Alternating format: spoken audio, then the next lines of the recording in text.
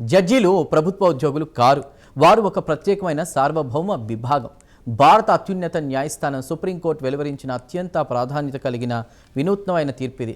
జిల్లా court జడ్జీల retirement వయసు 60 ఏళ్ల నుంచి 62 ఏళ్లకు పెంచే అంశంపై విచారణ సందర్భంగా సుప్రీంకోర్టు ఈ సంచలన వ్యాఖ్యలు చేసింది. సాధారణ ప్రభుత్వ ఉద్యోగుల రిటైర్మెంట్ వయసుతో జడ్జీల వయసును ముడిపెట్టడం ఏమాత్రం సరికాదు అని తేల్చి చెప్పింది. భారత రాజ్యాంగంలోని అధికారాల విభజన సూత్రానికి కొత్త నిర్వచనం చెప్తూ రాష్ట్ర ప్రభుత్వాలు ఎత్తి చూపిన అభ్యంతరాలను సుప్రీంకోర్టు లైట్ తీసుకుంటూ కొత్త ఆలోచన విధానాన్ని తెర మీదకి తీసుకొచ్చింది. సుప్రీంకోర్టు ధర్మాసనం ఇచ్చిన తీర్పు ప్రైవేటు కంపెనీలకు కూడా ఓ మార్గదర్శకంగా ఉంటుందంటే అతిశయోక్తి కాదు.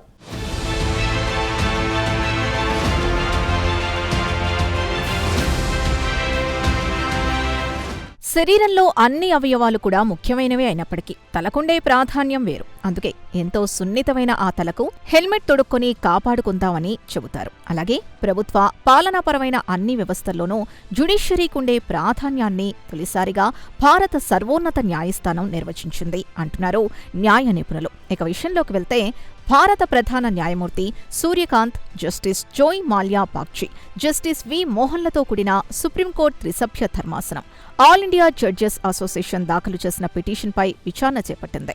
జిల్లా జడ్జీల పదవీ విరమణ వయసును 60 నుంచి 62 ఏళ్లకు పెంచాలన్న ప్రతిపాదనపై అనేక రాష్ట్ర ప్రభుత్వాలు ఆందోళనలు, అభ్యంతరాలు వ్యక్తం చేశాయి. ఆ ధర్మాసనానికి amicus curiae senior advocate Siddharth Bhatnagar రాష్ట్రాల ప్రధాన అభ్యంతరాలను వివరించారు.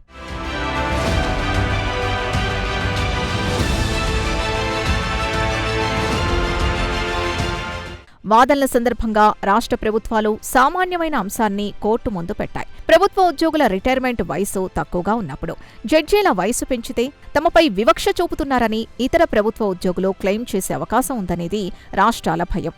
అలాగే జడ్జీల పదవీ కాలాన్ని మరో 2 ఏళ్లు పెంచడం వల్ల రాష్ట్ర ఖజానాపై అదనపు ఆర్థిక భారం పడుతుందని హిమాచల్ ప్రదేశ్, జార్ఖండ్, నాగాలాండ్ వంటి రాష్ట్రాలు వాదించాయి. అయితే రాష్ట్ర ప్రభుత్వాలు లేవనెత్తిన ఈ అభ్యంతరాల్ని సుప్రీంకోర్టు తోసిపుచ్చింది.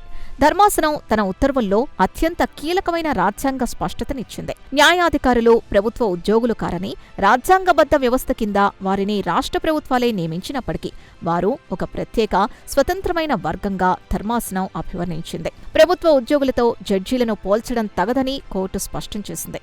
సమాజంలో వివిధ వృత్తులకు వేరువేరు రిటైర్మెంట్ వయసులు ఇప్పటికే ఉన్నాయని, ఉదాహరణకు ప్రొఫెసర్లు, డాక్టర్లకు సాధారణ ఉద్యోగుల కంటే ఎక్కువ రిటైర్మెంట్ వయసుందనే విషయాన్ని ధర్మాసనం గుర్తు చేసింది.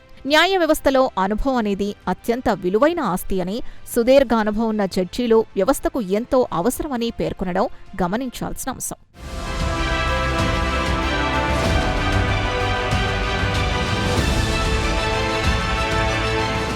మరోవైపు ప్రభుత్వాల మీద ఆర్థిక భారం పడుతుందన్న రాష్ట్రాల వాదనలోని అసలు నిజాల్ని సుప్రీంకోర్టు గణాంకాలతో సహా బయటపెట్టింది. ఒక జడ్జి రిటైర్ అయితే ఆయనకు వెంటనే రిటైర్మెంట్ బెనిఫిట్స్, పెన్షన్ చెల్లించాల్సి ఉంటుంది. అదే సమయంలో ఖాళీ అయిన ఆ స్థానంలో కొత్త జడ్జిని భర్తీ చేసి ఆయనకు మళ్లీ కొత్త జీతం ఇవ్వాల్సి వస్తుంది. దానికి విరుద్ధంగా అనుభవజ్ఞుడైన జడ్జిని మరో 2 ఏళ్లు కొనసాగించడం వల్ల ప్రభుత్వం పడే తక్షణ ఆర్థిక భారం నిజానికి తక్కువగా ఉంటుందని, అలాగే ఎంతో నాణ్యమైన న్యాయసేవ పౌరులకు, ప్రభుత్వాలకు అందుతుందని కోర్టు సవివరంగా పేర్కొంది. అందువల్ల ఆర్థిక భారం అనే అభ్యంతరం వాస్తవ దూరమని తేల్చి చెప్పింది.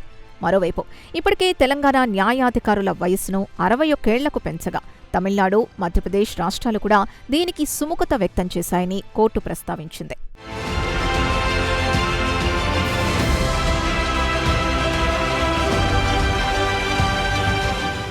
ఇక ఈ వాదనల సందర్భంగా 1991 నాటి మైలురాయి లాంటి తీర్పును సుప్రీంకోర్టు ఉటంకించింది. నాడు కూడా జడ్జీల రిటైర్మెంట్ వయసును 60 ఏళ్లకు పెంచినప్పుడు రాష్ట్రాలు ఇలాగే వ్యతిరేకించాయని, అప్పట్లో కోర్టు ఇచ్చిన ఆదేశాలనే ఇప్పుడు పునరుద్ఘాటిస్తున్నట్లు పేర్కొంది.